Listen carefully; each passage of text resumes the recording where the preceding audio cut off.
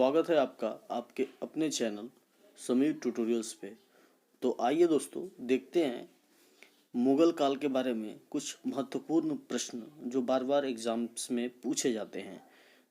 तो आपका क्वेश्चन है कि पानीपत की लड़ाई कब और किनके बीच हुआ था तथा विजेता कौन हुआ था। इसका आंसर आपको देना है कि पानीपत की जो लड़ाई हुई थी वो किसके बीच हुई थी और विजेता कौन हुआ था। तो पानीपत की लड़ाई 21 अप्रैल 1526 ईस्वी को इब्राहिम लोदी एवं बाबर के बीच हुआ था, जिसमें विजेता कौन बना था? बाबर। इब्राहिम लोदी को बुरी तरह से हरा दिया था। ठीक है, तो आइए देखते हैं अगला क्वेश्चन। अगला क्वेश्चन आपका इस प्रकार है कि खानवा की लड़ाई कब एवं किनके बीच हुआ तथा विजेता कौन हुआ। इस बार किसकी लड़ाई पूछी गई है? खानवा की लड़ाई। तो इसके ऑप्शन तो नहीं है, लेकिन इसका आंसर होगा राणा सांगा एवं बाबर के बीच हुआ था। कब हुआ था? 17 मार्च 1527 ईस्वी को, जिसमें बाबर विजयी हुआ था। ठीक है, राणा सांगा क्या हो गया था? राणा सांगा हार गया था। तो आपका अगला क्वेश्चन है कि चंदेरी का युद्ध कब और किनके बीच हुआ तथा इसमें विजेता कौन बना। इस बार किसका युद्ध पूछा गया है आपसे? चंदेरी का युद्ध। सिलसिलेवार ढंग से है, आप पढ़िए। 29 जनवरी 1528 ईस्वी को मेदिनी राय एवं बाबर के बीच चंदेरी का युद्ध हुआ, जिसमें क्या हुआ? बाबर विजयी हो गया और मेदिनी राय हार गया। सभी युद्ध में क्या हो रहे हैं? बाबर जीत रहा है। चलिए अगला क्वेश्चन देखते हैं। घाघरा की लड़ाई कब एवं किनके बीच हुआ तथा विजेता कौन बना। यह पार्ट 2 है, पार्ट 1 पहले से अपलोड किया गया है, आप उसको भी देख सकते हैं। तो घाघरा की लड़ाई अफगानों एवं बाबर के बीच 6 मई 1529 ईस्वी में घाघरा का युद्ध हुआ, जिसमें फिर से बाबर विजयी रहा। यह तीसरी युद्ध थी, तीनों में बाबर जीतता आ रहा है, इस बार अफगान को हरा दिया। तो चलिए देखते हैं अगला क्वेश्चन। अगला क्वेश्चन यह कहता है कि मध्यकाल का प्रथम शासक कौन था। बाबर था, इब्राहिम लोदी था, अकबर था या बहादुर शाह था। तो मध्यकाल का पूछा गया है कि पहला शासक कौन था।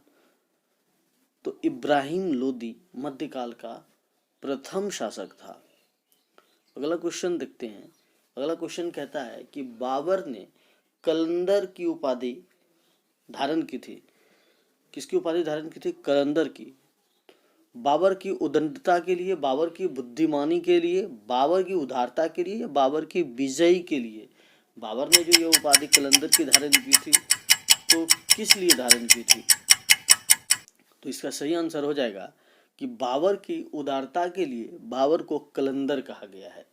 ठीक है, अगला क्वेश्चन है कि खानवा युद्ध विजय के बाद बाबर ने कौन सी उपाधि धारण की थी। जब खानवा का युद्ध जीता था तो बाबर ने कौन सी उपाधि ली? कलंदर की उपाधि, गाजी की उपाधि, विजयी की उपाधि या महान शासक बनने की उपाधि। ये 4 ऑप्शन है, आपको इन चारों में से एक आंसर देना है। तो इसका सही आंसर हो जाएगा गाजी की उपाधि। ठीक है, गाजी की उपाधि धारण किया था। राणा सांगा की मृत्यु कब और क्यों हुआ। आपको बताना है कि राणा सांगा की मृत्यु कब और क्यों हुआ।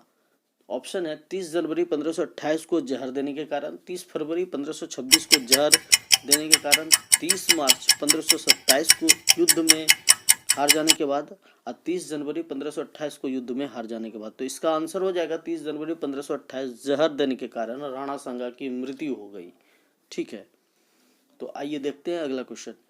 बाबर की मृत्यु कब और कहाँ हुई थी। इस बार किसकी मृत्यु पूछी गई है? बाबर की। तो 26 नवंबर 1530 को दिल्ली में, 26 नवंबर 1532 को पाटलिपुत्र में, 26 दिसंबर 1533 को काबुल में, 26 दिसंबर 1530 को आगरा में। तो ये 4 ऑप्शन है, इसमें आपको बताना है कि बाबर की मृत्यु कहाँ हुई थी। तो बाबर की मृत्यु हुई थी आगरा में 26 दिसंबर 1530 को। ठीक है, तो आइए देखते हैं अगला क्वेश्चन। प्रारंभ में बाबर के शव को कहाँ दफनाया गया। मतलब जिस समय वो मरा, तो उस समय आगरा में मरा, तो उसका शव कहाँ दफनाया गया? आगरा के आरामबाग में, नई दिल्ली में, कोलकाता में या जामा मस्जिद में? स्टार्टिंग में जब बाबर मरा, आगरा में मरा था, तो कहाँ दफनाया गया? तो सोचने वाली बात है, आप थोड़ा सा दिमाग लगाइए। जहाँ मरेगा वहीं ना दफनाएगा, तो आगरा के आरामबाग में दफना दिया। तो देखने के लिए आप सभी का बहुत बहुत धन्यवाद। आप हमारे चैनल जो कि समीर ट्यूटोरियल्स है, आप अपने मित्रों के साथ ज़रूर शेयर करें और सब्सक्राइब करें हमारे चैनल को। हम आपके लिए इसी प्रकार के वीडियो लाते रहेंगे।